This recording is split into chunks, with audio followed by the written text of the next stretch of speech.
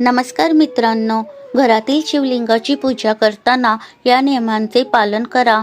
नमस्कार मित्रांनो, श्री स्वामी समर्थ. सनातन धर्मात शिवलिंगाला महादेवाचे प्रतीक मानले जाते. भोलेनाथाला प्रसन्न करण्यासाठी भक्त शिवलिंगाची पूजा करतात. त्याचबरोबर घरात शिवलिंग ठेवण्यासाठी वास्तू आणि ज्योतिषशास्त्रात काही विशेष नियम सांगण्यात आले आहेत. हिंदू धर्मात भगवान शिव यांची पूजा शिवलिंगाच्या स्वरूपात केली जाते. काही लोक शिवलिंगावर जल अर्पण करतात, तर काही लोक भगवान शिव यांच्यावरील भक्ती दर्शवण्यासाठी कच्चे दूध देखील अर्पण करतात. जर आपण शिवलिंगाची पूजा आणि स्थापना करण्याच्या पद्धतीबद्दल बोललो तर वास्तुशास्त्रात त्यांच्यासाठी विशेष नियम बनवण्यात आले आहेत. जर तुम्ही तुमच्या घरात मंदिरात शिवलिंग स्थापित केले तर तुम्हाला काही खास नियमांचे पालन करावे लागेल. असे केल्याने तुमच्या घराची सुखसमृद्धी अबाधित राहते. हिंदू धार्मिक ग्रंथानुसार महादेवाला देवांचे देव म्हटले जाते. त्यांचे आशीर्वाद प्राप्त केल्यामुळे तुमच्या जीवनामध्ये प्रगती होते. घरात शिवलिंग स्थापित करणे शुभ मानले जाते, परंतु शिवलिंगाचा आकार लहान असावा याची विशेष काळजी घेतली पाहिजे. कारण वास्तुशास्त्रानुसार घरात मोठे शिवलिंग ठेवणे शुभ मानले जात नाही.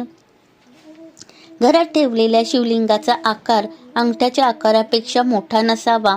धार्मिक मान्यतेनुसार महादेवांची पूजा केल्यामुळे तुमच्या जीवनातील सर्व समस्या दूर होण्यास मदत होते. त्यासोबतच तुमच्या आयुष्यावर सकारात्मक परिणाम होतो. वास्तूनुसार जर तुम्ही घरात शिवलिंग ठेवत असाल तर नर्मदा नदीत सापडणारे दगडापासून बनवलेले शिवलिंगच घरात ठेवावे, कारण ते सर्वात शुभ मानले जाते. जर तुम्हाला तुमच्या घरात धातूपासून बनवलेले शिवलिंग स्थापित करायचे असेल तर ते सोने, चांदी किंवा तांब्याचे असावे आणि त्याभोवती साप बसलेला असावा, हे लक्षात ठेवावे. वास्तुशास्त्रानुसार घरातील मंदिरात कधीही एकापेक्षा जास्त शिवलिंग ठेवू नका, कारण शिवलिंग हे भगवान शिवाचे प्रतीक आहे आणि भगवान शिव एकच आहेत, म्हणून आपण एकाच घरात वेगवेगळी चिन्हे ठेवू नयेत. वास्तुशास्त्रात दिशांना विशेष महत्त्व आहे. अशा परिस्थितीत शिवलिंग अशा प्रकारे स्थापित करा की पूजेदरम्यान भक्ताचे तोंड पूर्वेकडे आणि शिवलिंग पश्चिमेकडे ठेवावे. शिवलिंगाचा पाण्याचा प्रवाह उत्तर दिशेला असावा. याशिवाय तुम्ही शिवलिंगाचा पाण्याचा प्रवाह पूर्वेकडे ठेवू शकता आणि पूजा उत्तरेकडे तोंड करून करावी.